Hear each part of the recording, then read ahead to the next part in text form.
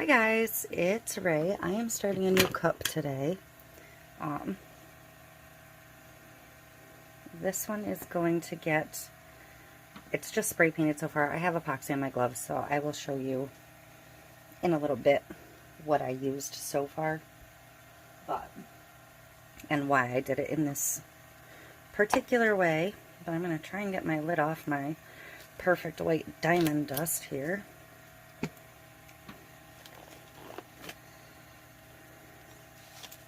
Okay. I'm going to use the perfect white on this because it's just white and like silver. So pretty.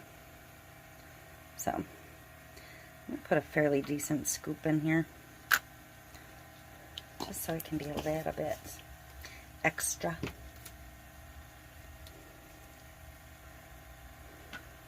The hair stuck to my glove.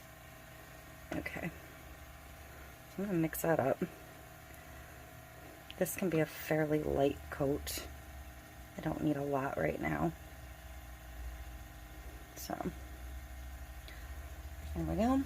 And I'm just going to get this applied. The cup that I did before this one had perfect white also, so my glove is, that's what's on it. And my resin is starting to get super warm, so I'm trying to move super quick.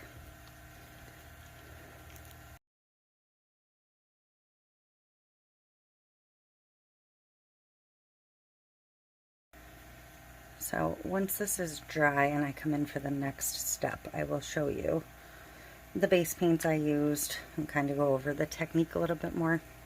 I just got to keep moving on this epoxy. So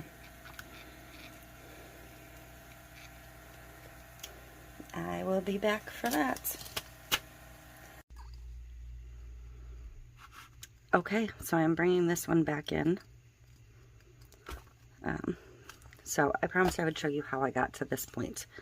I took my white spray paint and spray painted most of it first. And then while that was still wet, I went in with my coral. I went in with a light yellow. It's called Satin Meringue from Krylon. Yes, I did mix two brands. I didn't have any cracking or any issues in this case, so. And then I used my Rust-Oleum Metallic Satin Nickel for this little bit of silver. And I just kind of sprayed it in stripes to kind of mimic my decal. And I just kept going over and building and layering until I got what I wanted. And then if I went too high, I kind of sprayed back down a little bit with a little bit of white. So,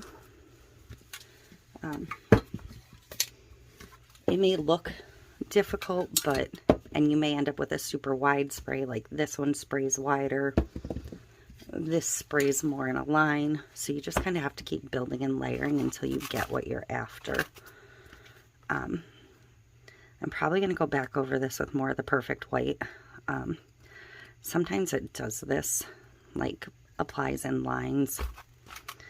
I don't really know why, but for some reason on the white it's pretty visible.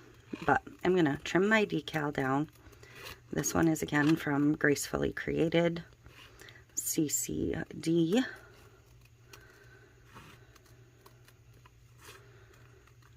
And you do want to trim it somewhat close. It doesn't have to be crazy here. You don't have to like cut off part of the edging or anything.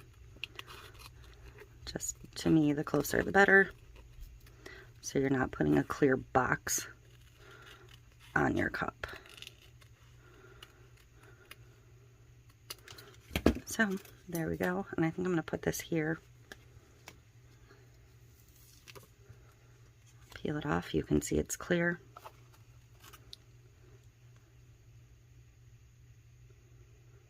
Be a lighthouse in someone's storm.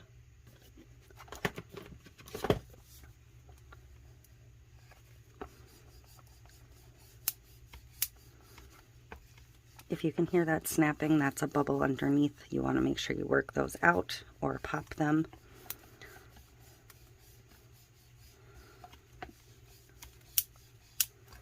Can you hear it?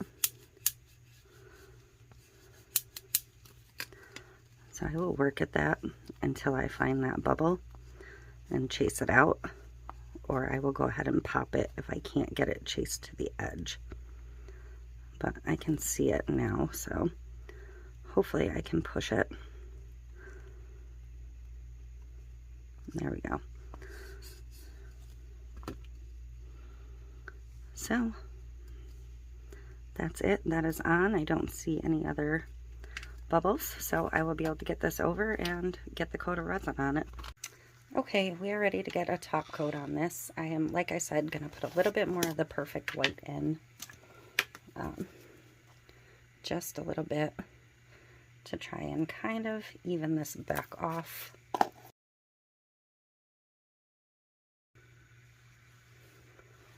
Let's get this on. And I'm going to try to run this the opposite direction. That way if there's lines, they'll kind of crosshatch each other, if that makes sense.